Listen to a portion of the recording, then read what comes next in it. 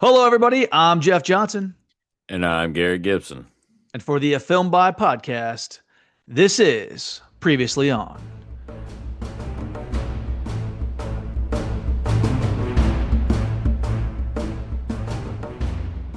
Today, Garrett, we are going to answer several questions like who is the witness? Is the sorry man real? And what is this curse all about? My first question to you, chicken or fish? Veggie dish. I will set you on fire.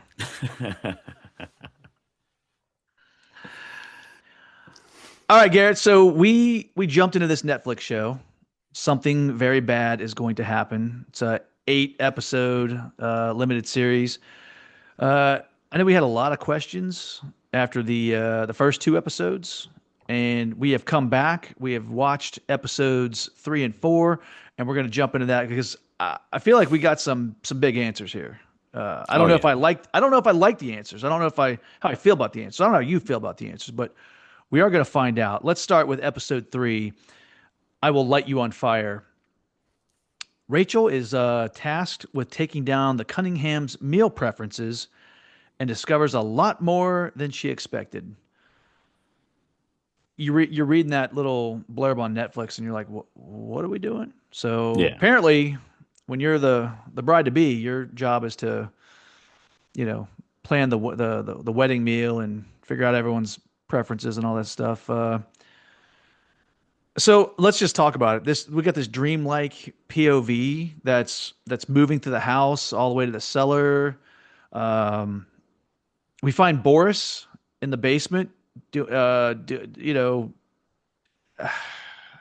If this isn't a what the fuck moment, man, were you okay with this? Because you're a dog lover. You own dogs.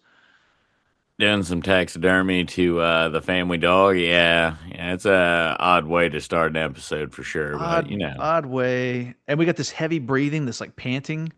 yeah. I just at this point, did you know how to feel about that? That this because it moves throughout the house. Like it leaves Boris, it kind of goes back upstairs. I just don't know. What are you thinking at this point?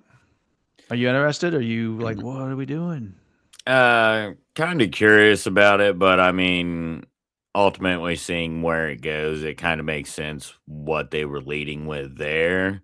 Yeah, But yeah, at the point in time now, it's kind of like, why the hell are we shooting it like this? But you know, once it gets explained a little bit more in episode 4, then yeah, yeah. it's Well, yeah, so 3 days until I do. So this thing, it's I'm gonna call it like an entity. It's kind of moving throughout the house. It's definitely too fast. It's too fluid to be a person. I mean, it's yeah, it's creeping right up on someone, and then it kind of zooms back out. We see Nikki. Obviously, he's a little preoccupied. He's doing what any good son would do. He just found out his mom is terminal, so now he doesn't care about the wedding. Let's just call it what it yeah. is. He's trying to find answers for her treatment. Are we gonna throw the wedding off? Are we not gonna throw the wedding off? Well, we'll get to that. But Portia, can I revise a statement from the last time we talked about the show? I believe I called her Yeah. a a, a hot little blonde psychopath. Yes. I'm just gonna say she's a blonde psychopath. Yes. She's I don't know, but dude. I do dig the fact that she drops a Blair Witch reference on us with Yeah. floral arrangements. Oh Yeah, yeah. yeah. Then we get the whole chicken or fish, and then Rachel's like, well, what about a veggie option? And not even laughing, not even choking. She's like, I will light you on fire. Yeah. I Not feel like not a smile or anything. Portia's the one that would light you on fire, that right? I She would kind of be. feel, Yeah. yeah, I Yeah. kind of feel like that. I like the scene that we get with Rachel and Victoria because we haven't spent a lot of time with Jennifer Jason Leigh at this point. No. Still a little cold though. Like Rachel's the only one at this point that's kind of reaching out to her, trying to bond, trying to talk about the grief. Yeah. And she kind of turns it back on herself and was like, hey, you've got what about you and your mom? She's like, my mom died. Exactly. I don't know my mom. Ah, no, doesn't mean it's not there. So kind of alluding to something that we'll see coming up the following episode. But I don't know, this entity, it's floating all over the place. What'd you think of Jules and Nell with their little bathtub argument? The bathtub argument is completely insane. The just lead up to him going ahead and saying, "Go ahead, drown me," and her just like pushing his head underwater as Rachel walks in. Yeah, just a very odd scene for sure. It's I do you get I get the impression like they kind of get off on being cruel to each other, You would have to think so. right? Yeah. Dude, I've said it before. Julian, he's kind of a prick. Yeah, I feel like him just stepping out of the like, come on in, Rachel, and he's like in the bathtub, just trying to avert her eyes. He steps out of the bathtub. I'm like, come on, dude, just yeah, don't be that guy. So we find out that Rachel is a what is she, a behavioral psychologist, or she's yes. studying. Behavior. Yeah, She calls a family meeting. Garrett, she does. what'd you tell me? Walk me through this. Like, what are your thoughts on this whole? I have a plan. Let's do a family meeting. The whole meeting is just batshit freaking bonkers, and having the freaking Wicker Man doll from the tree there, and like, dude, it's just all over the place. And it's like, what the fuck is happening here? I Like, come on. Okay, so I like the idea for Rachel's character. I like the idea that she's like, hey, my wedding is not going to be this mess and this awkward situation. So we'll talk about our grief and we'll process it with Victoria, or there won't be a wedding. And everyone Yeah, kind of freaks out. Oh, you can't take the wedding. So they all decide. Like she's like, hey, everyone go take off, write yeah, your feelings down, figure your shit out, right? And then we're gonna get back to it. And it's kind of an odd thing because now she's kind of getting close with Nell. They're having like their little, girl yeah, time and the, walking through the woods, and then the Wicker Bride. yes. So no one bothered to take this down, No, no, just hanging left there, it up there. creepy. Well, to your point, we meet again, second attempt, and now let's make therapy as creepy as possible. We're gonna light candles. We're gonna turn out all the lights. We're gonna sit in a Yeah, circle on the floor. The Blair Witch mannequin with the doll. wedding dress Yeah, is inside the house, yeah. and we're just gonna all take our turns talking to it as if it were Victoria. The fuck is Which going on, is, dude? What is yeah, what is what are we doing in this show? It's I crazy. that and the fact that they're all okay with like, yeah, we're having the wedding, but it's kind of like a pseudo funeral for mom here. So it's like, what the fuck, dude? Yeah, I'm just at this point I'm watching it. I was like, I know Garrett was hanging on by a thread after the second Yeah, episode. This can't be helping. it did. this No, no, this this episode. no. Yeah, I'm thinking. Yeah, it's just so awkward. Like what this whole episode is absolutely just it's awkward. It's uncomfortable, and not in Yeah, a cool way. no. Um, then they take the Wicker Bride outside and then they set it on And burn fire, it. burn it. Now, Yeah, yeah, what I got to see the curriculum for behavioral psychology, and because like, is this just Rachel flying?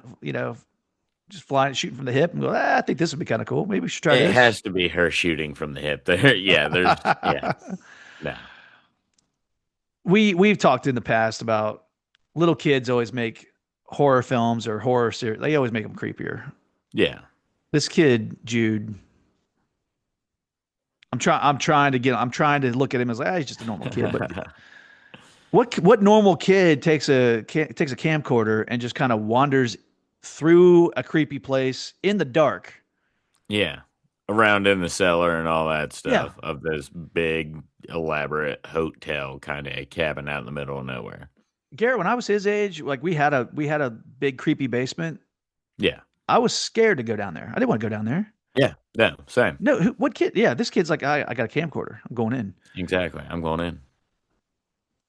The mist thing is kind of it's there, it's not there, and you're like, okay, so what's gonna happen? He has to discover something. I'm just assuming it's one of Yeah. Boris's creepy taxidermy things.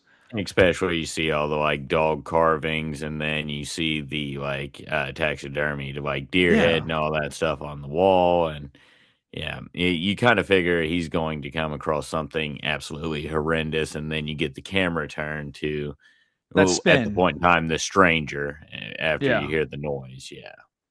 Okay, so I mean, credit to the director here because we got a different Yeah. director, and you can tell because we can pretty much see a lot of stuff now. You Uh, can. Yeah. but by the way, before we get too into it, I want to shout someone out here real quick. This was uh this was on our social media. This Karen Van Artsdalen, if you're out there. Karen dropped this line. She said, "Hey, I'm trying to watch, but it's so dark most of the time. You can't see what you're watching," with a Yeah. sad face. And I mean, I agreed with her. We talked shit about that, the whole time. But I don't know. I don't think it's this situation. Like, I don't think that's the situation much this time. I wasn't complaining. No, Did not you as complain about the much. lighting at all?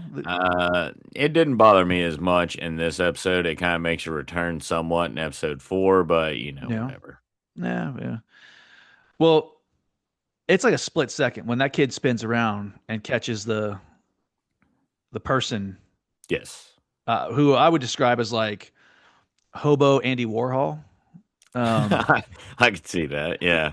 Lost his I- glasses somewhere, and yeah. yeah, but that was like, sometimes it's like you spin around, you see a monster. Like if you're watching this at home and the lights are out, you're like, yeah, it's whatever. It's a monster. It's not Yeah. real.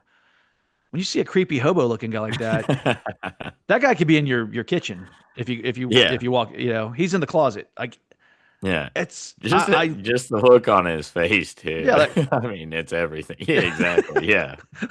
like was What he the doing fuck? like the was he was he trying to be Drax? Like I'm standing still. He can't see me. He It's like can't see what are me. you Yeah. doing? Yeah. I don't know, dude. He was scary though. I'll give Yeah. him credit. Like I didn't expect it, and that's what made it a little creepy. That's what made it scary. Yeah. By the way, I love because Rachel, this girl likes to get up at 2 o'clock in the morning for I don't care if it's for nosebleeds or a glass of water. She's always got to get up. She does. Just stay in bed, Rachel. Yeah. No. Bad things don't happen if you just stay in bed. Exactly. You don't yeah. Yeah, Well, you don't get what happens. so I do love the fact that she buys a cake, like like I'm sorry cake, and it Yeah. literally says, "Did you? I don't know if you read it. I'm sorry, I thought you were going to kill me." Yes. That's fun. That's just fun. That's But good. I was I was this whole point like I'm underwhelmed. I'm like, Yeah. this kind of a weak episode. It We're only was. three in, but what a hell of a way to end this one because we see the entity is tracking her, but then out of nowhere she gets attacked. Gets Dude, we can't. kidnapped out of the cabin. Yeah, yeah, we're watching. The entity kind of zooms back out. We're out. It's outside. It's like the Evil Dead. Did you think Yeah, about that? Like exactly. it's Yeah. just moving slow and not moaning like a demon. Yes. But clearly, she is being attacked. She is unconscious, and then she is dragged out of there. Yeah. And that's the end of the episode. So I'll be honest, dude. I thought that was a hell of a way to end it, and I couldn't wait to watch the fourth episode after that. How about you? Was it? Were you? Uh Wait, walk me through your thoughts on because I know you haven't been loving this show, and I was no, like, no, this one not could the make or break slightest. it. You know? So the episode did disappoint quite heavily. I mean, Yeah. it's just kind of a long suit for the rest of the show for me. I guarantee other people aren't thinking exactly that, but it's one of those things that they're going to add into a lot of these episodes where it leaves a moment where you're like, well, now I've got to watch episode 5. It's Hmm. because it's something that's going to drag you into that next episode. So, I mean, to me, it's kind of lazy, but it is what it is. It gets me to watch episode 4, and then we get what we get in 4. Yeah. Well, they got me because I was like, I could watch. I'll watch the. I'm thinking like this was a little bit of a downer. I'll Yeah. watch the other one tomorrow. Last 30 seconds, I'm like, well, I not going to bed on time tonight because I got to see where is she, what happens. That leads us Yeah. into episode 4. The Witness. So, when a new chapter in her family history comes to light, Rachel learns that love means sometimes having to say you're sorry. Yeah. All right, so you and I know how much you love the found footage horror subgenre, Yeah. and this, I'd say half this episode is like a found footage It is probably situation. about the first. I think it's like a 48-minute episode. I think it's like 25, 28 minutes of found footage to start. And throughout the whole thing until you get the scene of them in the car discussing, like, oh no, the baby's name's going to be Rachel. You don't really know exactly who this is in 1997. But Yeah, then, yeah, you're kind of like, oh, this is her parents. So, I mean, that was a pretty neat aspect of it. Yeah. I liked it. I thought it was a cool trope. Um, Meanwhile, wait, before I get into something else, how long did it take for you to figure out that the creepy guy in the cellar was the guy, like a younger, was the older version of the guy we're seeing, Rachel's dad, more or less, because So, that's who he is. Let's just say it. yeah, It's Rachel's dad. it is because you definitely find that out in episode 4. Honestly, it took just seeing him really. As soon Yeah. as I saw him, I kind of put that together. But when they weren't showing him, I was like, why the hell won't they show this dude? Like, is he the like dude? hmm And then they finally show him. I'm like, oh shit, that's Rachel's dad that was down in the cellar that essentially kidnapped her here. See, I'm watching the whole time. I'm watching like the 1997 camcorder footage. Yeah. Because this is basically this is Rachel's parents. This is Yes. Alexandra Harkin and Jay Holman, and they are driving to a cabin, and they're gonna get hitched. They're kind of going off doing their own thing. I never once like I'm the whole time I'm watching. I was like, this guy's like a young Steve Zahn. He's kind of cool. I Yeah. dig this guy. Not putting it in, not putting it together, but you know, meanwhile, back at the summer house, Jude finally does something right and not creepy. He tells his dad, Jules, he's like, "Hey, I think Rachel has been kidnapped Kidnapped. by the Yeah. sorry man." Yeah, kid, just yeah. And he goes, "Oh, I have it on video." you know, Yes. so Jules, watches this video. He gets Yeah, scared he jumps shitless into because action here. Yeah. yeah, Jude or Jules, 3 episodes being a dick, and now he's like, "I'm gonna go save Rachel." I like that. Yeah. I was waiting for this is where a heel turns face. Right? Yeah. Kind of Yeah, nice, to right? where you're like, okay, someone in the family is going to do something other than be a creepy fucking weirdo. All right, nice. Here we go. Good. Yeah, yeah. Now I absolutely love the fact that in 1997 they are stopping at the Coldy's little Yes. custard stand, dude. Uh, I don't know. I just they stop there. They meet the serial killer Larry Poole. He's from that true crime Oh podcast you yeah, listen to. He is Reverend Kane Poltergeist 2 scary to me.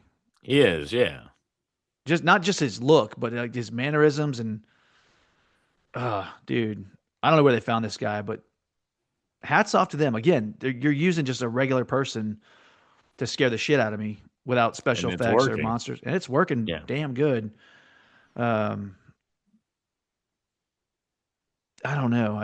At this point, I'm all over the map with this show. I just don't know how I yeah. feel. So the one thing that I have thoroughly not enjoyed about this show is the pacing.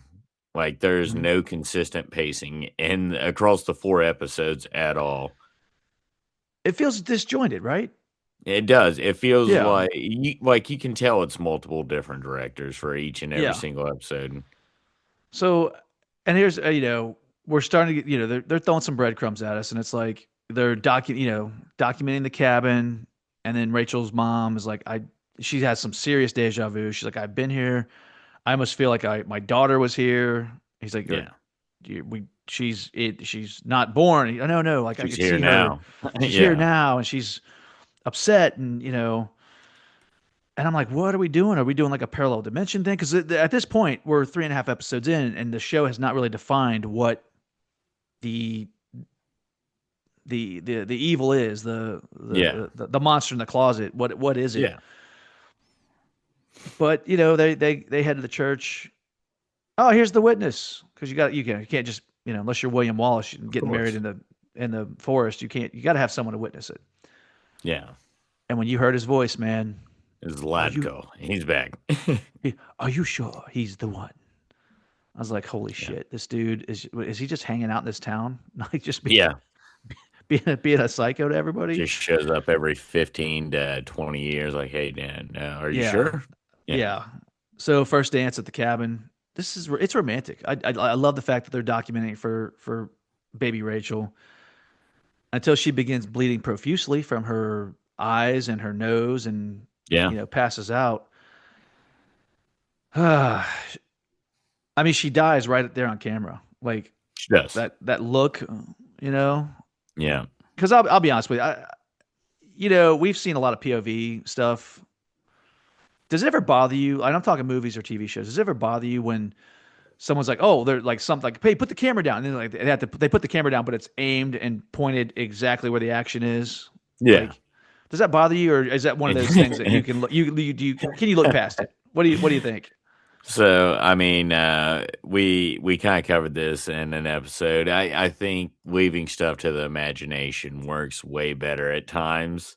Yeah, And this is a good time to where you could leave it to the imagination. It's like you can drop the camera, it can be at their feet, and you can just hear the frantic movement and exactly yeah, what's going on. And it allows your mind to go ahead and fill out this picture. I think this way it's kind of spoon fed to you. And I don't know. I'm just not a fan of it when they're like, oh no, I dropped this camera, but it caught every fucking thing still. All right, yeah. good. She's upset. It's like, okay, okay, hold on, babe. Yeah, I'm gonna put the camera down and aim it at us. I, Yeah. I don't know. Sometimes I guess it depends on on what it is. I can suspend disbelief a little bit, but this guy, and to your point, like we are seeing what's happening on camera, but we're not seeing it all the way. At least at Yeah. this first iteration, No. dude is delivering. She dies. She dies saying you have to tell her, and then he's like, "I'm sorry, I'm sorry." And and you're like, "Oh, he's delivering the baby." You Yeah. can hear some squelching and some. He's just screaming, "I'm sorry," and then, "Hey, baby cry, baby Rachel's here." But in another what the fuck moment, Yeah. we pull back to see that Rachel has been watching this camcorder footage Yes. in horror, right? Because she knows it's her parents. Well, she does now because kidnapper is dad. Yeah. At any point, was he just maybe could he just knock at the door and say, "Hey, look, I need to talk to you. It's life or death. Come with me right now." Yeah. Oh, do you really got to sneak in and kidnap her? Sneak in, hide in the basement, scare the shit out of a little kid, and then like 2 o'clock in the morning, sneak upstairs and kidnap your own daughter. Yeah, no. Yeah, Yeah, it makes a lot of sense. Yeah. that's just dumb storytelling. Well, it's we got to lazy. knock the It's show a little lazy, bit here dude. and there. Yeah. If I we don't mean, like it, we yeah. don't like it. But don't marry him. The RSVP, Yes, it was her dad. it was. How about because he's like I love how he says it matter of factly. She's like, "What do you invitation?" He's like, "Yeah." I sent it back. Said, "Don't marry him." Yeah. How about Rachel? Please do not marry this guy without speaking to me, or please call me immediately. Love, Yeah. Dad. Yeah. Now just scroll it very poorly to where it looks like you might be a psychotic. Yeah. Absolutely. Uh, how do I convey the importance of this message? I could tell her who I am, or I could use murder font Yeah, in all exactly. capitals. Don't Yeah. marry him. Yeah, it's gonna work So, well. anyways, Jules is to the rescue. He explodes into the cabin, With a shotgun shotgun. Oh, on yeah. Dad. I'm like, all right, Jules. Rachel's like, hey, so settle down, and he's like, no, this get away from. That's the sorry man. Sorry, man. Yeah. I'm gonna be honest. At this point, I got a grin on my face. I was like, wait a minute. The guy that scared the shit out of Jules when he was a little boy, the sorry Yeah. man, is Rachel's dad. How are we? And then I immediately, I was like, Yeah. wait, he was saying I'm sorry, and then I was like, wait, wasn't he hiding somewhere? And then we get a Yes. flashback. Okay, so now it's awesome storytelling because the coincidence of Jules being the little boy that was hiding under the bed. Yeah. How much therapy does he need? He's 12 inches from a woman's corpse as a dude. Now we pull back and we can see a little bit more. He's not delivering the baby, Garrett. He's Yeah. performing an emergency C-section. Yeah. He's With a pocket cutting knife right there with in the with a pocket cabin. knife. I was like, holy shit, they are going for it here. Like, Oh yeah. no holding back. Rachel's like, all right, I'm out of here. Dad, deal with your shit. Jules, thanks, I guess. Let's head back to the Swan Dive bar. Yeah. Zlatko. Is it Zlatko? And as Zlatko, yeah. Zlatko. Mean karaoke rendition he's got going on there with Oh this song. yes, We he we keep does. hearing this song. Yeah. I just let's discuss the curse. Because I wanna, for anyone that didn't understand it or anyone that's like, I don't give a shit about spoilers, I want to hear what this is about, and then I'll go Yeah. watch it. So, okay. Apparently death will bring your loved one back on the condition, that it has to be your soulmate. If it's not your soulmate, death puts a curse on you. Yeah. So the witness, Zlatko, generations before him, his great grandparents or something like that. I think six greats Yeah, across great. grandparents. Yeah. Yeah, Yeah. it's okay. So guy dies in a hunting accident. Girl pleads with death, bring him back. Death says sure, but now you got to pay. It's becoming Final Destination. Death has Yeah. to be. It You can't is. escape it. You Yeah. have to pay it. So now there is a balance due. So the curse is passed on through the bloodline, and Yeah. either you marry your soulmate or you die. Yeah. So we get to Zlatko, and he's like, fucking, I'm out. He leaves his bride at the altar, his beloved Marion. Yeah, because he didn't trust it. Yeah. Yeah, but see, he didn't read the fine print because death is like, nah, that's not how it works. So now he passes the curse on to her, Marion's bloodline, who just happens to be Rachel's great, great, great, great, great, great grandmother. Yes. And that's why Rachel is feeling all this weird shit happening. So, And that also brings to the point of how is Ladko alive? Well, the point being is he broke the deal, so his punishment is to always be present at all of these weddings that this bloodline is having and just yep. watch the torment go through this entire family. Yeah, that's his punishment. He's immortal. Yeah, he's immortal. He's kind of like he's like the Red Skull in the MCU. He's got to just be Yeah. there with the Soul And, and Stone. and like he says, every now and then he likes to throw out the warning of, "Are you Yeah, sure he's the one?" yeah. He's got to keep it fresh every now and then. Of course, He's yeah. still he's a raving psychopath. Okay. Got We stabbed just in the we hand just by a key and didn't flinch, but yeah. yeah. And then I like that he's like, you owe me something. What do you mean? Well, hold on. Stabs Rachel in the leg with a fork. All right, now we're even. Bartender's still there. She just fucking stabbed. Yo, you stabbed him first though. Yep. How did you like that movie? Does he's like, you using that fork? Pulls it right back out Yeah. of her leg and puts it in his Bloody Stirs his Mary. drink. Stirs his drink up. Yeah. What do you think about this curse? That's in essence, that's what the deal is, and I guess that's what oh, and now we know that the entity, the Evil Dead looking thing that's POV, Yeah, that is death because it creeps up on him. He turns around, he can see it apparently. He's like, nah, you can. she's got 2 days. Get out of here. Yeah, he's like, you want to turn around and ask him yourself, like, yeah, exactly. Like, it's a neat little thing. And as far as curse movies or curse shows or whatever Yeah, go, and that's a good idea. Like, it's not bad. I mean, it's kind of creative, but also the pacing and everything leading up until this point has driven me absolutely insane. The dark lighting has driven me absolutely insane. yeah, And for it to be on her family's behalf instead of this weird eccentric millionaire family that's batshit bonkers and nothing is wrong with them. and Hmm. it's something to do with her bloodline. I don't know. That part just kind of infuriates me. uh, we shouted out Karen, dropping us a line on social media about the Yeah. lighting issue. Let's not forget. I think we're going to talk to her this coming week. Our slasher girl, Amanda Janik. Yeah. She sends us a message. Guess what I just did? Watch the first episode of Something Very Bad is Going to Happen. Just a quick question, boys. What the actual fuck? I love Amanda. And then she followed up with, I must have said I don't like this 10 times, but in a good way. Question mark.